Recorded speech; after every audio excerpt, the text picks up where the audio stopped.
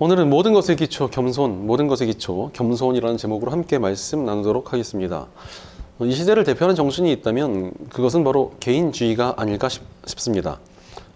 이 시대는 그야말로 개인의 행복과 만족이 최고의 가치가 되어 있습니다. 개인의 사생활과 취향과 권리가 존중받고 있다 보니까 사람들이 개인을 최고의 가치로 내세우고 있습니다. 그러다 보니까 어느새 개인, 즉 자기 자신이 최고의 우상이 되어버렸습니다. 사람들은 다른 무엇보다도 자신의 뜻을 중요하게 여깁니다. 내가 무시받기라도 하면 절대 참지 않습니다. 또 요즘 애기 엄마들이 좀 이상한 교육을 한다라는 이야기를 들었습니다. 애가 조금이라도 주눅이 들면 안 된다라는 이야기를 하면서 학교에서 체육대회를 하더라도 지는 팀을 없게 해달라고 민원을 하도 많이 넣어가지고 요즘은 무조건 체육대회가 무승부로 끝이 난다는 것입니다. 아이라는 개인이 실패하는 것을 결코 용납할 수 없고 무조건 아이라는 개인이 최고의 존중을 받아야 한다는 것입니다.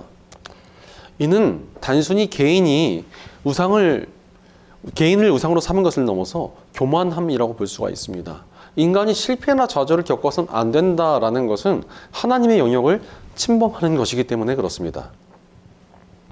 실제로 지금의 시대는 지독한 교만함에 물들어 있습니다. 어딜 가나 사람들이 자신을 내세우고 자랑하길 좋아합니다. 또한 교만의 다른 이름인 비교의식도 넘쳐납니다. 서로 비교하고 비교 우위에 서질 못해가지고 아주 안달이 났습니다. 돈을 쓰는 이유도요, 남들에게 자랑하고 싶어서 적어도 꿀리지 않기 위해서인 사람들이 적지 않습니다. 너도 나도 남들에게 자랑하고 싶어서 물건을 사고 어떠한 경험을 한다는 것입니다. 특히나 SNS에 중독되어가지고 끝없는 자랑질의 함정에 빠지는 사람들도 굉장히 많습니다. 내 삶에 부족하고 초라한 부분들은 다 가리고 부유하고 잘나 보이는 모습만 모아가지고 자랑을 하는 것입니다. 그러나 이 모든 행동의 원인은 교만함입니다. 이러한 교만함은 단순히 서양이나 흥미거리가 아닙니다. 오히려 교만은 몹시 위험한 덫이라고 할 수가 있습니다. 왜 그렇습니까? 하나님께서 가장 싫어하시는 죄악이 있다면 바로 그것은 교만함이기 때문에 그렇습니다.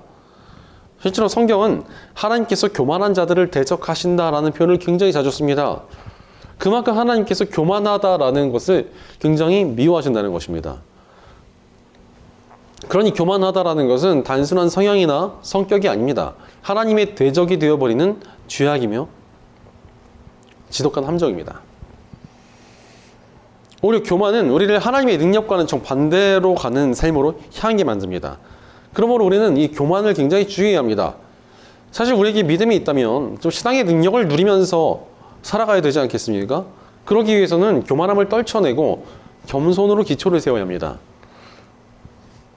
바로 교만한 세상과 반대되는 겸손이야말로 우리의 신앙을 바로 세우고 믿음의 능력이 나타나게 하는 기초이기 때문에 그렇습니다. 이런 기초가 제대로 세워 있지 않으면 우리는 믿음이 있다고 하더라도 너무나 쉽게 교만한 세상에 물들어 버립니다. 실제로 교만함에 물들어 있는 크리스천들도 얼마나 많은지 모릅니다. 자신의 행위를 자랑하는 사람도 많이 있고 자신의 소유를 뽐내는 사람도 굉장히 많습니다. 심지어 자기가 다니는 교회의 사이즈를 자랑거리자 자부심으로 삼는 사람들도 굉장히 많이 보았습니다. 자신이 다니는 교회에 목회자의 박사 학위가 자랑거리인 사람들도 본 적이 많습니다. 어찌됐건 세상의 가치를 가지고 자꾸 자랑하고 비교하려 드는 크리스천들이 적지 않습니다. 심지어 간증이라고 말은 하는데 자세히 들어보면 자기가 다 잘했고 자기가 훌륭한 선택을 해가지고 하나님께서 복을 주셨다라고 이야기를 합니다. 하나님의 도우심엔 별로 초점이 안 맞춰져 있고 자기에게 다 초점을 맞춰놓은 다음에 간증이라고 하시는 분들이 굉장히 많습니다. 하지만 이렇게 자신을 앞세우고 세상의 가치를 내세우는 것은 믿음이 아닙니다. 간증이라고 할 수도 없습니다. 그냥 자기 자랑이며 교만함이라고 볼 수 있습니다. 오히려 그만큼 하나님과 그리고 하나님의 능력과는 멀어지는 길일 뿐입니다. 오늘 본문 21절을 보면 주님께서는 오만한 자들을 책망하십니다. 그 저주받은 자들은 주님의 계명에서 이탈하는 자들입니다 라고 말씀하십니다.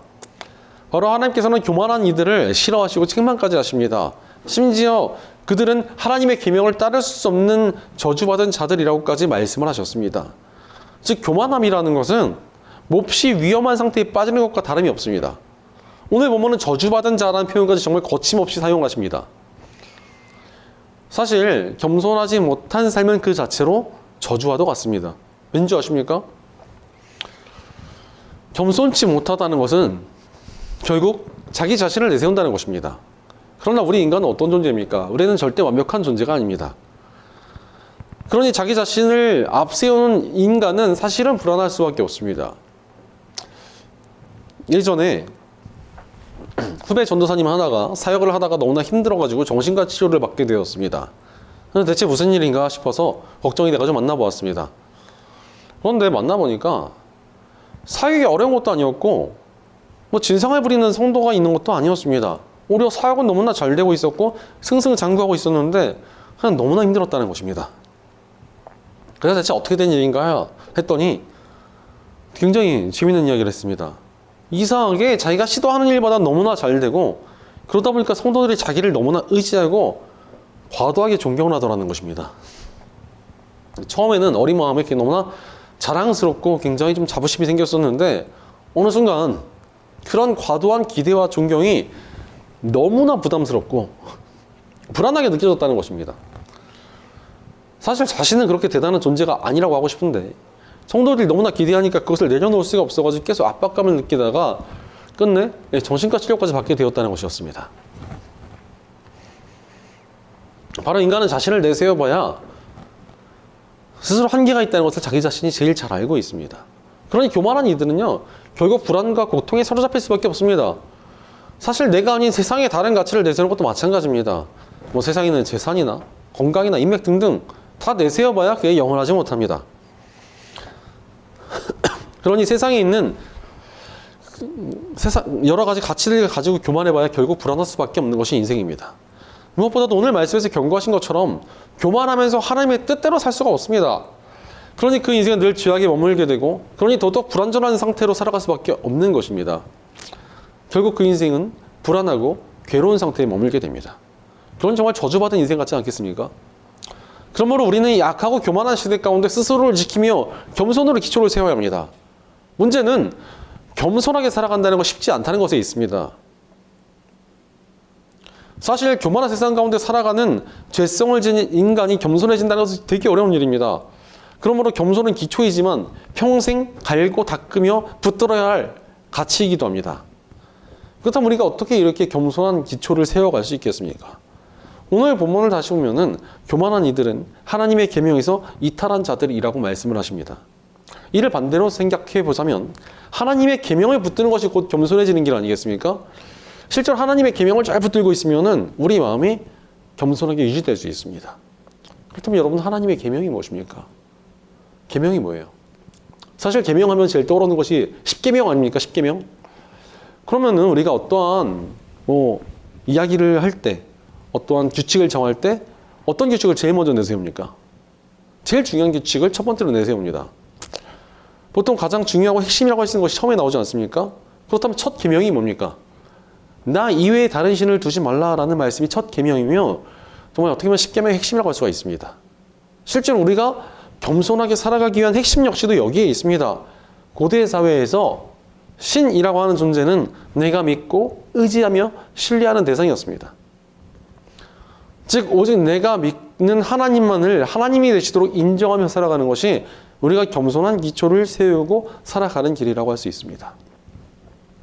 바로 우리가 하나님만 믿고 의지하며 신뢰할 때 겸손해질 수 있다는 것입니다. 그러므로 우리는 하나님만 따르며 겸손으로 기초를 세워야 합니다. 이렇게 겸손으로 기초를 세울 때 반드시 일어나는 일이 있습니다. 우리 삶이 달라집니다. 하나님께서는 겸손한 자들의 삶을 온전히 세워가시기 때문에 우리 삶이 달라지는 것입니다. 하나님의 뜻대로 인생이 세워지고 하나님의 계획대로 삶이 흘러갑니다. 그러니 그 인생이 얼마나 온전해지겠습니까? 게다가 하나님만 의지하고 신뢰만 살아가는 인생은 그 자체로 하나의 예배가 됩니다. 그러니 그 삶이 얼마나 하나님을 기쁘게 해드리는 복된 인생이 되겠습니까? 그러므로 우리 인생을 온전케 하기 위하여 겸손으로 기초를 세워야 합니다. 겸손해서 너무나 많은 좋은 것들이 아주 많이 시작될 것입니다. 그럼에도 불구하고 너무나 많은 사람들이 겸손을 잃어버린 채 교만함에 물들어갑니다. 왜 그렇습니까? 겸손하게 살아가는 삶이 너무나 어렵기 때문에 그렇습니다. 사실 겸손하게 살고자 하면은 세상에 공격이 있습니다. 왠 줄 아십니까? 세상이 교만함의 죄악에 물들어 있는데 그와 반대로 가니까 당연히 공격을 당하는 것입니다. 그러니 나는 겸손하게 살았던 것 뿐인데 세상이 나를 비우는 것 같을 때도 있습니다. 괜시리 나를 비난하거나 공격하는 사람들을 만나기도 합니다. 겸손한 자들을 향한 공격이 어느 시대건 많았기 때문에 오늘 보면 22절을 봐도 그들이 나를 멸시하지 못하게 해주십시오. 그들이 나를 비웃지 못하게 해주십시오. 나는 주님의 교훈을 잘 지켰습니다. 라고 말씀하십니다. 세상은 예전이나 지금이나 겸손한 자들을 비웃고 공격한다는 것입니다. 그렇게 오늘 본문에서 하나님의 도움을 요청하는 기도가 등장한 것입니다. 하지만 하나님께서는 교만한 세상을 오히려 비웃으십니다. 시편 2편을 보니까 세상의 사람들이 하나님의 사람들을 대적하고 하나님의 손에서 벗어나겠다고 외치지만 오히려 하나님께서 그들을 비웃으신다라고 말씀하십니다. 세상이 사실 발버둥 쳐와야 별거 없기 때문에 그렇습니다. 오히려 교만한 자들은 다 멸망할 것이기 때문에 하나님께서 그들을 비웃으신다는 것입니다. 실제로 우리가 믿는 십자가 복음에는 의리를 향한 구원도 담겨져 있지만 죄에 대한 철저한 멸망이 담겨져 있습니다.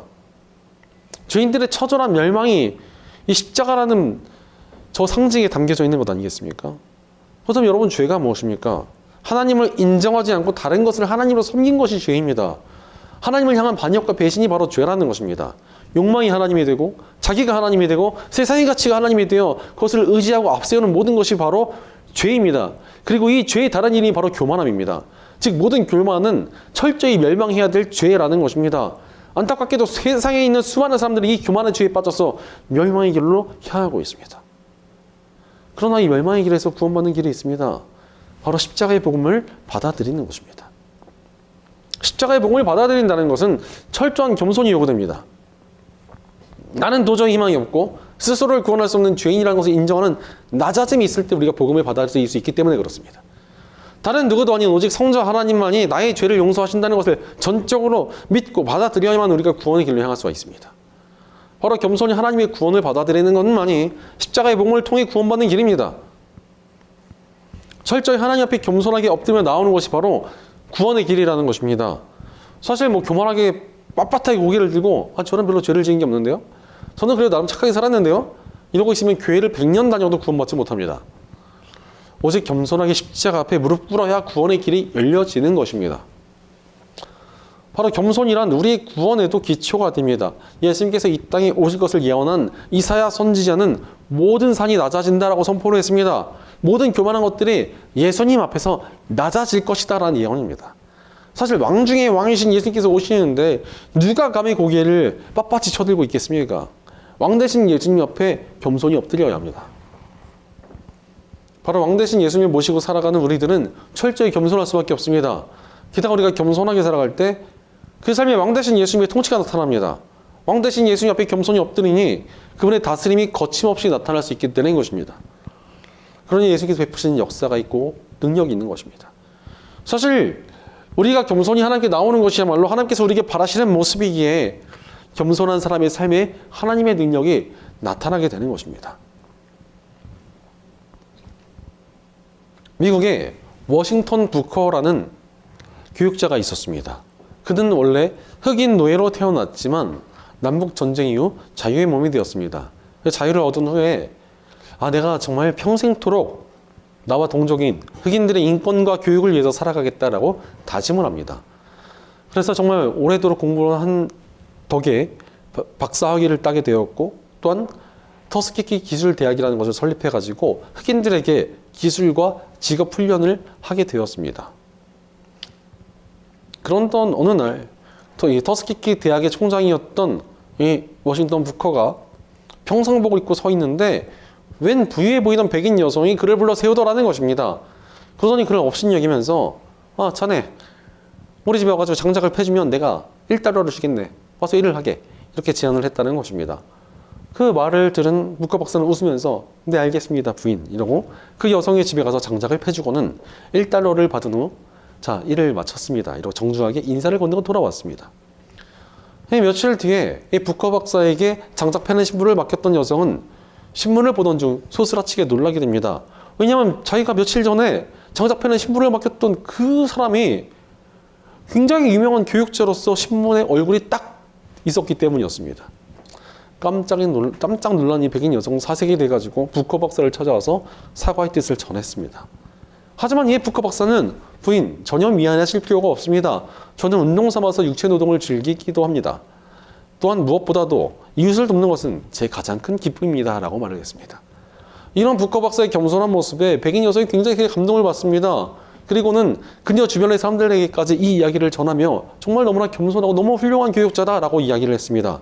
그 결과 당시 백인들은 노예 신분을 벗어난 좀 흑인들을 못마땅하게 하는 분위기가 있었는데 오히려 백인들이 그 여성의 친구들이 이 흑인 기술학교에 엄청난 후원금을 보낸 역사가 일어났습니다. 그 결과 더더욱 많은 흑인들이 교육을 받을 수 있었고 더욱더 좋은 삶을 향해 나아갈 수 있게 되고 더욱더 평등을 향해 나아가게 된 것입니다. 겸손한 태도로 살아가니까 하나님께서 그 삶을 인도하셨고 복된 역사를 나타내시며 놀랍게 사용하셨다는 것입니다. 우리 인생도 마찬가지입니다. 겸손으로 기초를 세워야 합니다. 늘 하나님을 인정하며 낮은 자세로 겸손히 살아가면 그 자체로 능력 있는 삶이 됩니다. 하나님께서는 늘 겸손한 이들을 통해서 역사하시길 기뻐하시기 때문입니다. 실제로 하나님께 쓰임받은 사람들 중에서 교만한 사람은 없습니다. 다들 겸손히 하나님 붙들 때 하나님께서 그 사람을 통해 역사하시고 새 일을 행하셨습니다. 겸손한 이들이야말로 하나님께서 사용하시기에 가장 좋은 사람이기 때문에 그들을 통해 하나님의 놀라운 능력이 나타나는 것입니다. 우리도 마찬가지입니다. 겸손으로 기초를 세워야 합니다.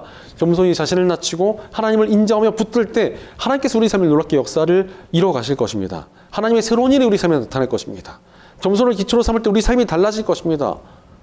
그렇다면 우리가 겸손하게 살아갈 때 우리 인생이 구체적으로 어떻게 달라지게 되겠습니까? 세 가지로 함께 살펴보겠습니다.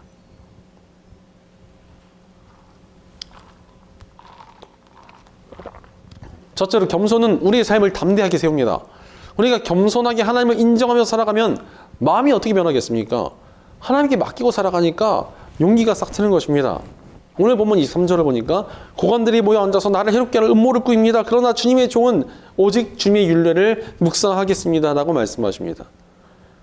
오늘 말씀을 기록한 저자는 세상의 권력자들이 자신을 해치려고 음모를 꾸며도 자신은 그저 하나님의 말씀을 묵상하고 있겠다라고 말을 합니다. 굳이 자신의 힘으로 다투고 싸우지 않겠다는 것입니다. 그저 겸손하게 하나님께 모든 것을 맡기겠다라는 고백입니다. 이 모습이 어떻습니까? 정말 엄청나게 담대한 모습이지 않습니까? 바로 자신의 힘으로 싸우는 것이 아니라 하나님께 맡기니까 무서울 것도 없고 불안할 것도 없이 그냥 담대해지는 것입니다.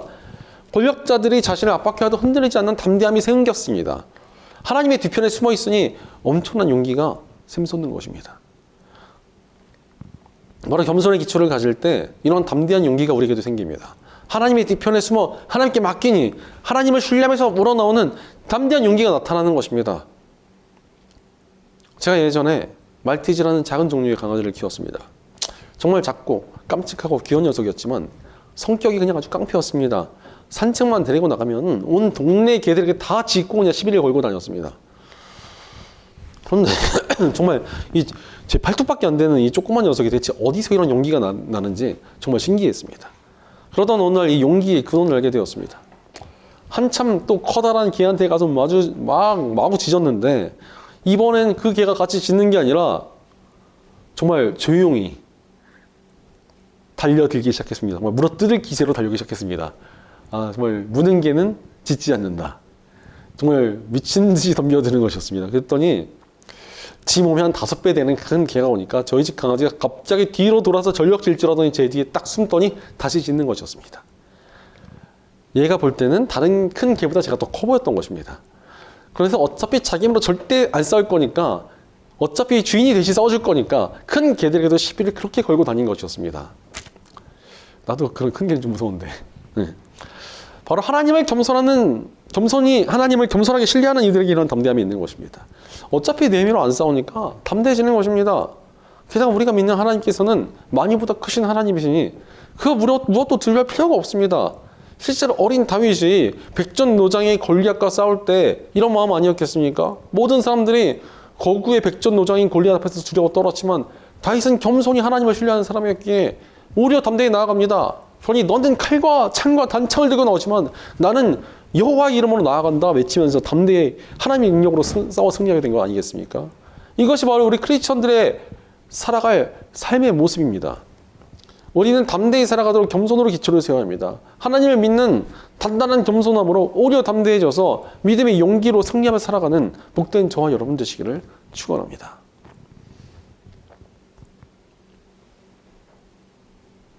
둘째로 겸손은 우리의 삶을 기쁨으로 세웁니다. 우리가 겸손히 하나님을 인정하고 살아가면 무슨 일이 생기겠습니까? 하나님의 응답과 역사가 나타납니다. 바로 겸손한 인생을 하나님께서 도우신다는 증거가 나타나는 것입니다. 오늘 본문 24절 중반부를 보니까 주님의 증거가 나에게 기쁨을 주며라고 말씀하십니다. 겸손히 하나님 붙들고 살았더니 하나님께서 증거를 주시고 그 덕에 기쁨이 넘치게 되었다는 고백입니다. 바로 겸손하게 하나님을 의지하며 살아가면 하나님께서 그 삶을 선하게 이끌어 주시고 겸손한 삶이 옳았다는 것을 반드시 보여주십니다. 그러니 겸손한 삶이 하나님의 응답과 역사가 증거로 나타나는 것입니다. 하나님께 맡기고 살아가니까 그 삶을 그야말로 하나님의 능력으로 채워주시는 것입니다. 한때 오마카세라는 것이 유행하지 않았습니까? 이게 좀 와전이 돼가지고 그냥 단순히 고급 코스 요리를 오마카세로 사람들이 착각을 합니다.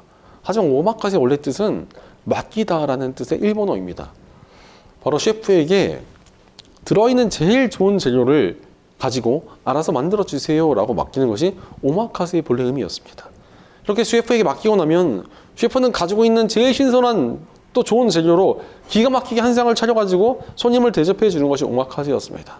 손님이 자신을 믿고 맡겼으니 최선을 다해 그 신뢰에 보답하는 것입니다. 그런데 하나님께 맡기는 것이 이와 같습니다. 나는 아무것도 모르고 아무것도 할 수 없으니 오직 하나님께 겸손히 맡깁니다. 이러고 낮은 자세로 하나님께 나아가면 하나님께서 그 신뢰에 응답을 해주시는 것입니다. 가장 선한 역사를 보여주신다는 것입니다. 실제로 미국에서 노예 해방을 위해 링컨 대통령이 애를 썼는데 애를 쓴 것이 정말 무색하게도 남부 측의 강한 반발로 인해서 전쟁까지 벌어지는 상황이 되었습니다. 그런데 남부군에는 미국의 최고 명장인 로버트 리 장군을 포함한 뛰어난 장교들이 많이 있었고 또 사냥꾼 출신들이 많아가지고 병사들의 질이 굉장히 훌륭했습니다. 게다가 또 남부군의 사기가 너무나 높았기에 링컨에 부한 사람이 두려워하며 링컨에게 카카 하나님께서 저희 편을 들어주시겠죠 라고 말을 합니다.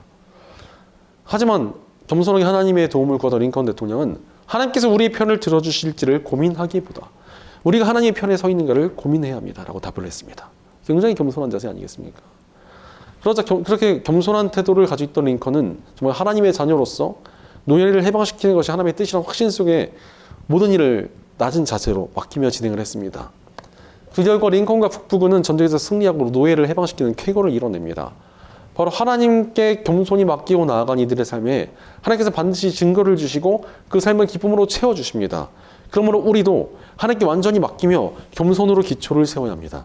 그때 우리 삶에 하나님의 증거가 반드시 나타나게 될 것입니다. 그러므로 하나님께 완전히 맡기는 겸손함으로 하나님의 증거를 누리며 기쁨이 충만한 삶을 살아가는 복된 저와 여러분 되시기를 축원합니다. 셋째로 겸손은 하나님의 능력이 나타나도록 우리의 삶을 세웁니다. 세상에서 가장 강력하고 능력 있는 삶이 어떤 삶이겠습니까? 하나님께서 능력을 나타내시는 삶 아니겠습니까? 그런데 하나님께서 어떤 삶의 능력을 나타내십니까? 바로 하나님을 닮아가는 삶의 능력을 나타내시는 것입니다. 그래서 이렇게 하나님을 닮아가는 삶은 바로 겸손에 있습니다. 오늘 본문 24절 후반부를 보니까 주님의 교훈이 나의 스승이 됩니다 라는 고백이 나옵니다. 겸손한 길을 따라가니까 하나님의 교훈을 스승으로 삼아 살아가게 되었다는 것입니다. 제자와 스승이 어떤 존재입니까? 제자는 스승을 꼭 닮아가는 존재입니다. 즉 우리가 겸손할 때 하나님을 닮아가게 되는 것입니다. 그러니 하나님의 능력을 가지고 살아갈 수 있게 되는 것 아니겠습니까? 예전에 어떤 가수 하나가 아주 풍부한 표정을 가지고 인기를 끌었습니다. 그래서 어떻게 그렇게 무대에서 표정이 좋냐 이렇게 사람들이 물어봤습니다. 그랬더니 그 가수가 아주 흥미로운 대답을 했습니다. 자신이 원래 너무너무 무표정한 사람이었다는 것입니다. 하지만 너무나 존경하고 카리스마 있는 대선배 가수가 있는데 그 사람을 보고 너무나 감명받고 그 사람을 너무나 닮고 싶었다는 것입니다. 그래서 그 사람 영상을 다 찾아가지고 1초 단위로 잘라보면서 거울을 같이 놓고 다 따라하면서 연습을 했다는 것입니다. 그러니까 어느새 자기도 좋은 표정으로 무대를 하는 아티스트가 됐다는 것입니다. 이렇게 잘하는 사람을 따라도 능력이 있습니다. 그런데 다른 누구도 아닌 강하신 하나님을 닮아가는 삶이 얼마나 능력이 있겠습니까? 겸손한 사람 삶에 하나님의 능력이 임합니다. 하나님께서 겸손하신 분이시기 때문에 그렇습니다. 실제로 성삼위 하나님께서 가지신 대표적인 속성 중에 하나가 바로 겸손입니다. 성부 하나님께서는 모든 만물을 창조하신 분이시지만 우리의 충성을 강제하지 않으셨고 자유의지를 주시며 우리로 하여금 하나님을 택할 권한을 주시는 겸손을 보여주셨습니다. 성자 하나님께서는 영광스러운 하나님의 아들이셨지만 하나님 아버지께 순종하여 우리와 같은 인간의 몸으로 이 땅에 오시는 겸손의 본을 보여주셨습니다. 성령 하나님께서 위대하신 하나님의 영이지만 죄가 많은 우리 안에 오셔서 우리와 함께 살아가시는 겸손의 영으로 우리와 함께하고 계십니다. 그러니 우리가 겸손할 때 하나님을 닮아갈 수 있는 것 아니겠습니까? 게다가 이렇게 겸손한 모습으로 살아갈 때 그 삶에 하나님의 능력이 나타날 수밖에 없습니다. 우리와 함께 하시는 겸손하신 성령님께서는 우리가 겸손할 때 아무 거리낌 없이 마음껏 능력을 나타내실 것이기 때문에 그렇습니다. 그러므로 하나님을 닮아가는 낮은 겸손으로 기초를 세워야 합니다. 겸손한 모습으로 하나님을 닮아가며 하나님의 능력이 나타나는 복된 삶을 살아가는 저와 여러분 되시기를 축원합니다. 사랑하는 여러분, 겸손히 삶을 세워가고 계십니까? 하나님을 인정하며 겸손으로 기초를 세워야 합니다. 그래야만 이 교만하고 악한 세상에서 우리 스스로를 지켜내는 삶을 살아갈 수 있습니다. 그리고 이 겸손이 우리의 삶을 반드시 복되게 합니다. 남아공의 성자 앤드류 모레이는 겸손은 다른 모든 은혜가 뿌리 내리는 기초적 뿌리이며 우리에게 필요한 가장 근본적인 마음가짐이다 라고 말을 했습니다. 겸손이 모든 것의 뿌리가 될 만큼 너무나 중요하다는 것입니다. 그러므로 우리는 겸손으로 우리의 신앙과 삶의 기초를 세워야 합니다. 그렇게 겸손으로 삶의 기초를 세울 때 우리 삶이 반드시 달라질 것입니다. 하나님을 신뢰함으로 담대해지고 겸손한 이에게 나타난 증거로 기쁨이 넘치게 될 것입니다. 무엇보다 겸손히 하나님을 닮아갈 때 하나님의 능력이 우리 삶을 채울 것입니다. 그러니 사랑하는 여러분, 겸손한 마음으로 하나님을 의지하며 살아오고 계십니까? 하나님을 인정하는 낮은 겸손으로 기초를 우리 삶을 세워가고 계십니까? 겸손은 우리의 삶과 신앙을 세워가기 위한 단단한 반석과도 같습니다. 우리가 겸손이라는 인생과 믿음의 기초를 바로 세울 때 그 위에 우리 삶이 아름다운 믿음의 성전으로 멋지게 세워질 것입니다. 단단한 겸손을 지닌 만큼 우리 삶과 신앙은 더욱 견고한 성벽처럼 세워질 것입니다. 그러니 우리가 겸손할 때 담대한 믿음의 삶으로, 기쁨의 감격이 넘치는 감격의 삶으로, 하나님을 닮아가는 능력의 삶으로 나아가게 될 줄로 믿으시기 바랍니다. 늘 하나님을 인정하는 겸손의 기초를 잘 타죠. 겸손한 가운데 하나님의 능력과 역사를 풍성히 누리며 복된 삶을 살아가는 저 여러분 되시기를 주의 이름으로 간절히 축원합니다. 기도하겠습니다. 겸손한 이들의 삶을 돌보시고 복 주시는 하나님, 감사와 찬양을 드립니다. 하나님께서 겸손한 이들의 삶을 기뻐하시며 보살펴 주시는데도 불구하고 우리가 세상에 물들어 교만한 죄악을 따르지는 않았는지 우리 삶을 돌이켜봅니다. 그러나 이제 우리가 온전한 겸손을 가지길 원합니다. 겸손으로 우리 삶과 신앙의 기초를 세워가게 하여 주시옵소서. 오직 하나님을 인정하며 하나님만 신뢰함으로 하나님께 모든 것을 맡기고 살아가게 하옵소서. 자신을 드러내는 어리석은 교만함이 아니라 자신을 낮추고 하나님의 뜻을 온전히 따르는 겸손한 저희가 되게 하여 주옵소서. 늘 겸손한 마음으로 우리를 담대하게 하시고 겸손으로 주님의 응답을 누리는 기쁨을 얻게 하여 주옵소서.